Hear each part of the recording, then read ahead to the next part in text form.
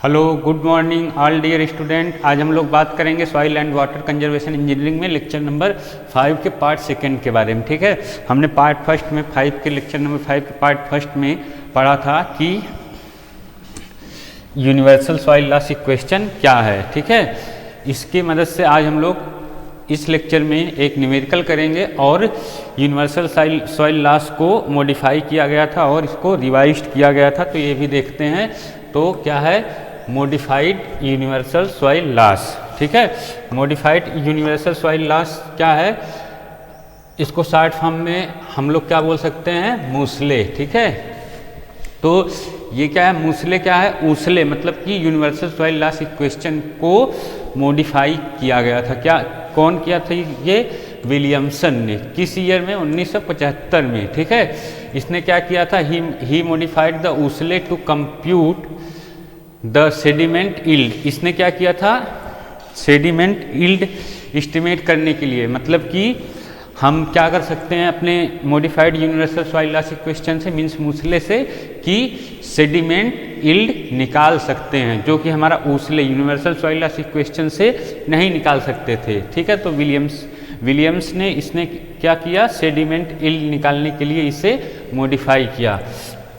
और कैसे निकाल सकते हैं, आइदर मंथली और सीजनल वैल्यू। ठीक है, जो हमारा ऊसले था, ठीक है, जो हमारा ये ऊसले था यूनिवर्सल सॉइल लॉस इक्वेशन, इससे क्या होता था कि हम लोग ईयरली सॉइल लॉस एस्टिमेट कर सकते थे। ठीक है, लेकिन हम अपने मूसले इस फार्मूला से, मतलब कि जो हमारा ये मॉडिफाइड यूनिवर्सल सॉइल लॉस है, इसे हम मंथली भी निकाल सकते हैं या तो किसी भी सीजन के लिए, मतलब कि 3 महीने के लिए, या रबी सीजन के लिए, खरीफ सीजन के लिए, मतलब 6 महीने के लिए, किसी भी एक सीजन वैल्यू पे निकाल सकते हैं। ठीक है, आगे क्या है, he modified the USLE by replacing the rainfall energy factors.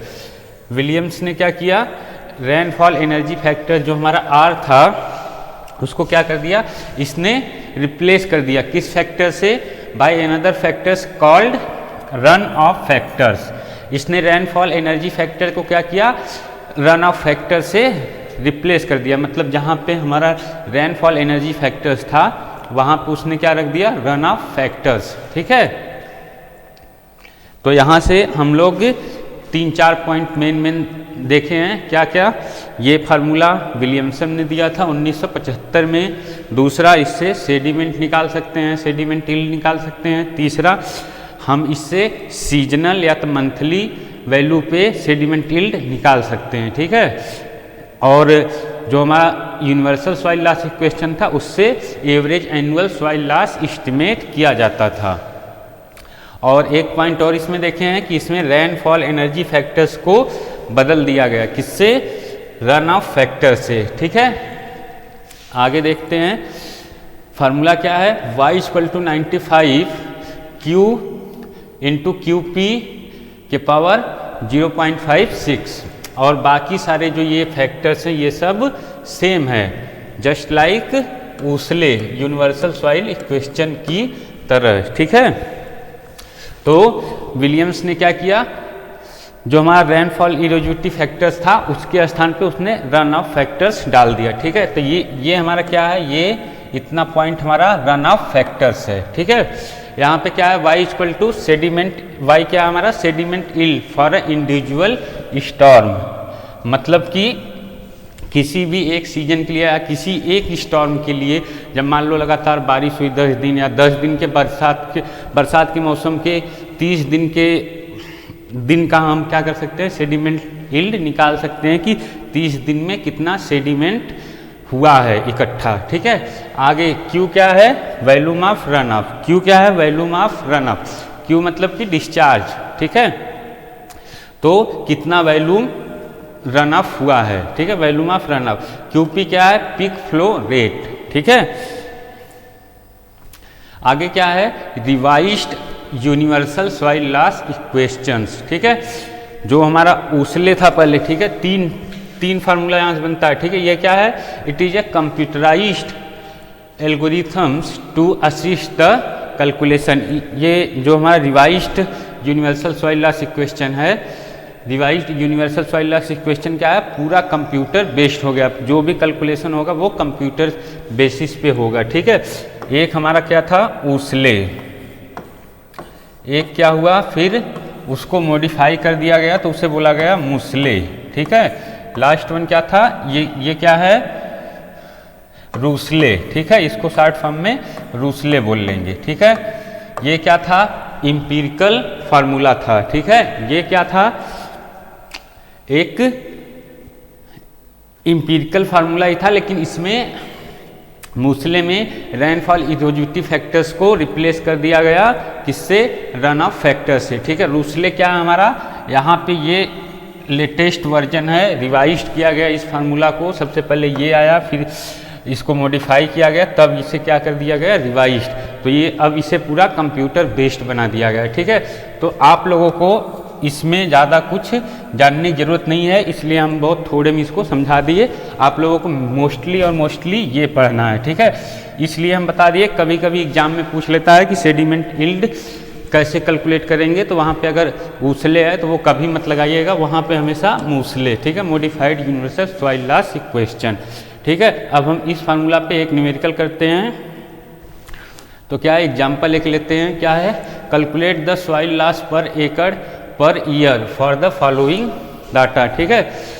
क्या कह रहा है हमारा क्वेश्चन, ये कैलकुलेट करने के लिए क्या, सॉइल लॉस पर एकड़ per year for the following data, ठीक है। ये हमारे पास डाटा है, ठीक है। रेनफॉल इरोजन फैक्टर्स कितना है, 200, सॉइल इरोडिबिलिटी इंडेक्स 0.34 और स्लोप लेंथ कितना है, 200 फीट, एवरेज स्टीपीनेस ऑफ स्लोप कितना है, 9%, क्रॉप मैनेजमेंट फैक्टर कितना है, 0.2, ठीक है। And last one conservation practices factor क्या है, 1, ठीक है। एक चीज़ और यहाँ ध्यान रखिएगा, यहाँ पे जो हमने आप लोगों को इंडिकेटर लिख रखा है कि ये हमारा क्या है, रेनफॉल इरोजन फैक्टर्स है, ये क्या है, सॉइल इरोडिबिलिटी फैक्टर्स है, एल क्या है, स्लोप है, ये क्या है, एस क्या है, स्लोप स्टीपीनेस है, ठीक है। ये सारे फैक्टर्स का वो इंडिकेटर नहीं देगा, तो आप लोगों को पता होना चाहिए क्या, कि सॉइल इरोडिबिलिटी इंडेक्स को के से रिप्रेजेंट किया जाता है, ठीक है। तो ये आपको पता चल जाएगा कि हाँ के है, ठीक है। तो हमारा फार्मूला जो था, ये USLE universal soil loss, universal soil loss equation, ठीक है। A equal to R K L S C P, ठीक है। एल एस को हम कंबाइन में यूज करते हैं इस फार्मूला में, ठीक है। इतना आपको पता होना चाहिए। एल एस निकालने के लिए एक फार्मूला हमारा क्या था, ये, ठीक है। तो इस फार्मूला में हम अपनी वैल्यू रखते हैं, तो एल हमारा कितना दिया हुआ था, 200, ठीक है। एल कितना दिया हुआ है, 200, तो 200 हमने एल के स्थान पे रख दिया, ये कांस्टेंट वैल्यू ऐसे ही रख दिया, ये हमारा था 0.53 ऐसे ही रख दिया, मल्टीप्लाई बाई एस, एस कितना था, स्लोप हमारा, स्लोप स्टीपीनेस 9% था, तो 9 रख दिया, प्लस ये कांस्टेंट वैल्यू ऐसे रख दिया, प्लस एस का स्क्वायर, स्लोप का स्क्वायर कर दिए, 9 का स्क्वायर, ठीक है। तो इसको जो हम सॉल्व करते हैं तो एल एस हमारा, एल एस को जो हम कंबाइन में यूज करते हैं तो इसको क्या बोलते हैं, टोपोग्राफिक फैक्टर्स, ठीक है। इतना याद रखिएगा। जब हम इसको सॉल्व करते हैं तो हमारा आता है 1.67, तो हम इसको 1.7 मान लेते हैं, ठीक है। तब हम ये सारी वैल्यू जो हमारे पास वो डाटा दिया हुआ है उसको हम इस फार्मूले में पुटअप करते हैं, ठीक है। तो क्या क्या आता है, एल आर 200 दिया हुआ था, ठीक है। आर कितना दिया हुआ था, 200, ठीक है। और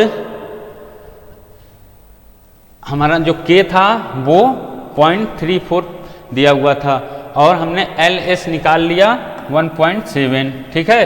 अब हमारा सी जो था, क्रॉप मैनेजमेंट फैक्टर्स, वो 0.2 था, और लास्ट वन जो हमारा कंजर्वेशन प्रैक्टिसेस था वो 1 था, ठीक है।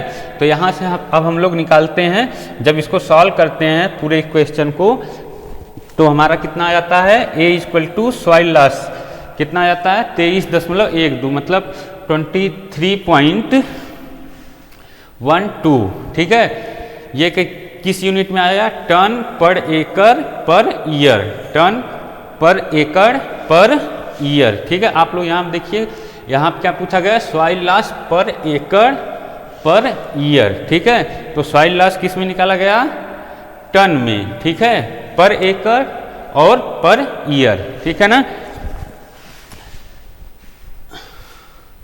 तो आज के लिए इतना ही, आगे फिर मिलते हैं अगले क्लास में। Thank you.